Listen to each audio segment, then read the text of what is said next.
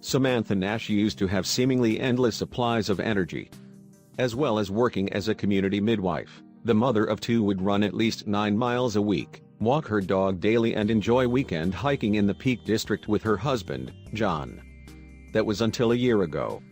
These days Samantha, 42, often barely has the energy to make a cup of tea. As well as suffering crippling fatigue, her legs can feel so leaden she can hardly lift her feet from the floor. Her concentration can also be poor, and she's had to quit the job she loved and no longer feels safe to drive.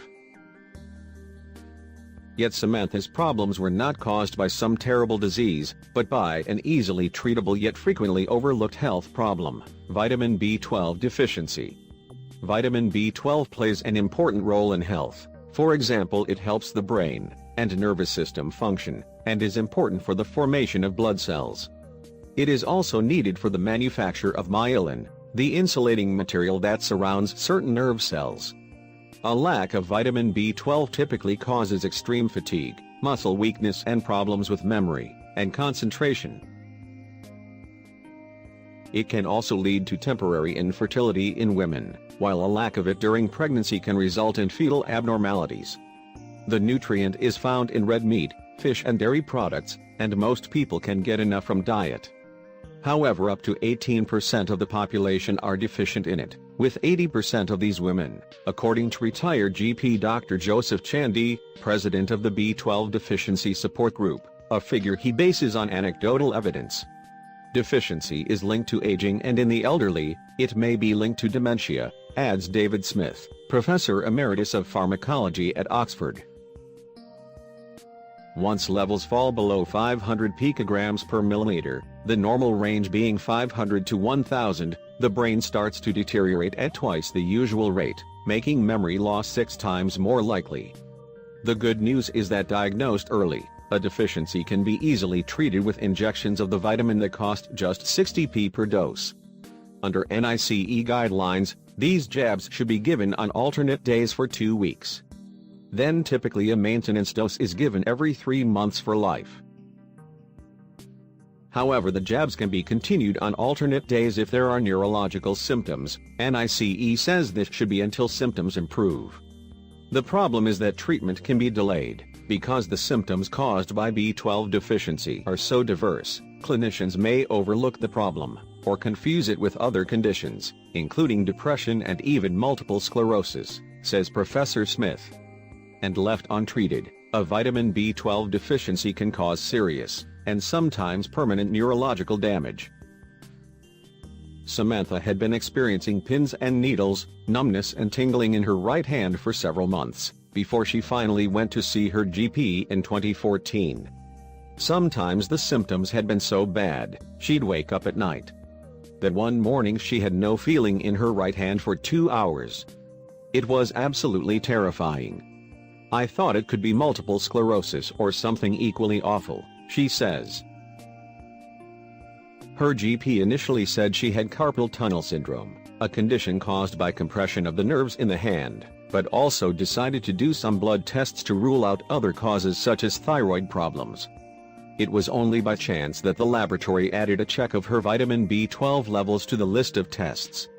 Her levels were extremely low, 153 nanograms liter.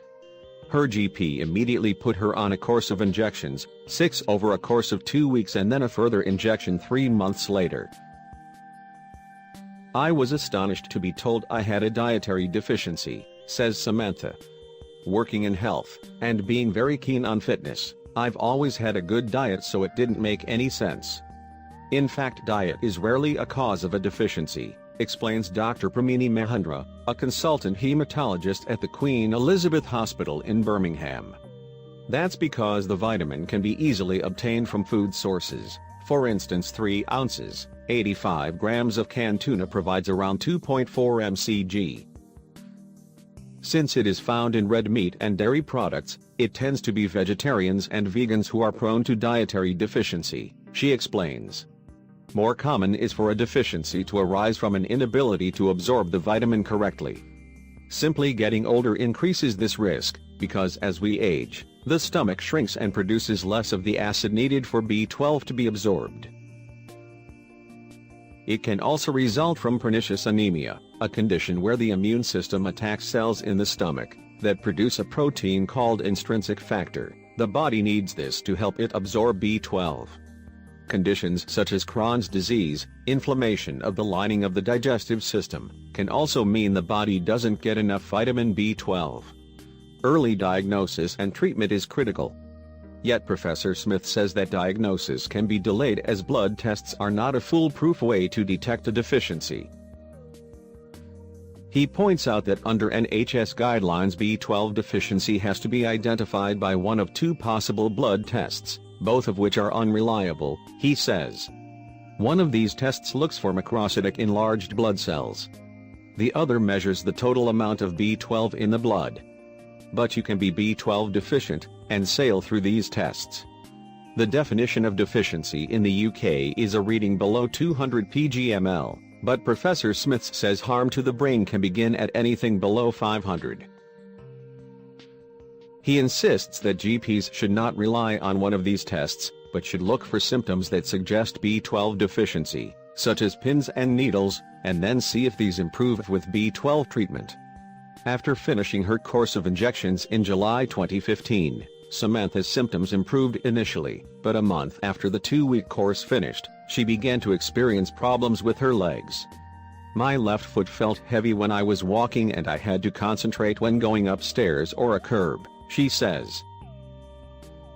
On one occasion I was out walking my dog when all of a sudden I was unable to pick my foot up and I felt like I was falling. I was also extremely apathetic and became easily overwhelmed.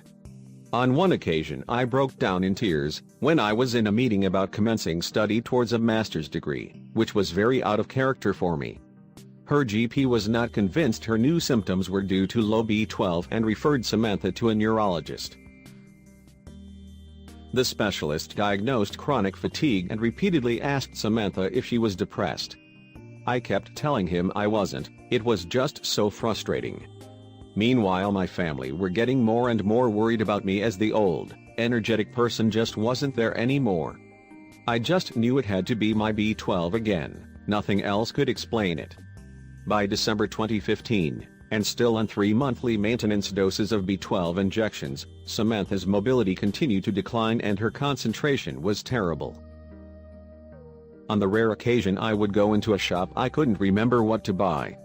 On a really bad day I couldn't remember how to make a cup of tea. I was also extremely breathless. I was shadow of my former self. I could barely get out of bed sometimes. Researching on the internet, Samantha discovered that for someone with so many neurological side effects, having B12 injections every other day could help. There is however no clinical data to support this approach, says Shankara Panisha, a consultant hematologist at Spire Parkway Hospital in Solihull and Heart of England NHS Foundation Trust. However, anecdotally, patients have told me how their neurological symptoms have improved after taking more than the recommended amounts of B12, he says. That is their choice, but they have had to source this for themselves.